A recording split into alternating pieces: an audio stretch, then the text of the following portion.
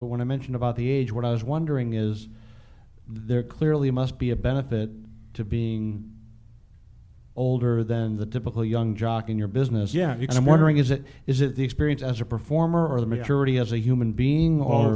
Both.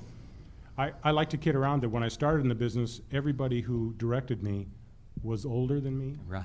Yeah. And now everybody that directs me is Much younger than my yeah. daughters. Right. Younger than your daughter. I mean, my kids are grown up, but I mean, it's like It's true. it's really is weird true. to go in and I- take yeah. direction from someone who's 22 years old and Well, you know, Especially in network I'm just television. not hearing those vowels. Yeah, that's right. That's good, John. Could you sound a little taller? you know, I mean, If you could go back to the beginnings of your voiceover careers, are there any things you've learned, whether it's marketing, performing, auditioning, anything that you kind of wish you had picked up earlier? that's a good question. Let go of your voice. Let it go. I come from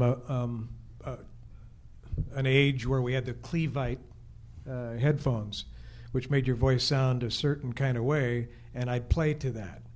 So I didn't know for years, but I was holding my voice and kind of sounding like this, kind of keeping it in a pocket that sounded good to me in my earphones. Hey, come on now. I'm trying to be sincere. Then I got a job at a radio station and I had to go the next day. Go there, start now. Plugged in the earphones and they blew out the earphone box, the impedance mismatch. I didn't have my earphones. Suddenly I was forced to listen to what I intended to say rather than the sound of my own voice, and everything changed. Wow. And the other thing is, from the earlier session, you're a product. Just like we learned earlier, know the limitations of your product. I can't do a voice that says, geez, like Danny. Danny, if you can just say this, Dan. Pays off double.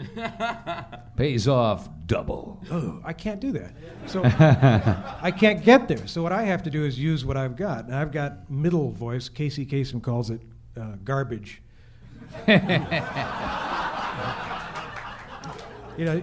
He divides the voice into three parts: the high, the medium, and the low. And the medium part is the part he calls garbage. And so I realized that I'm 98% garbage.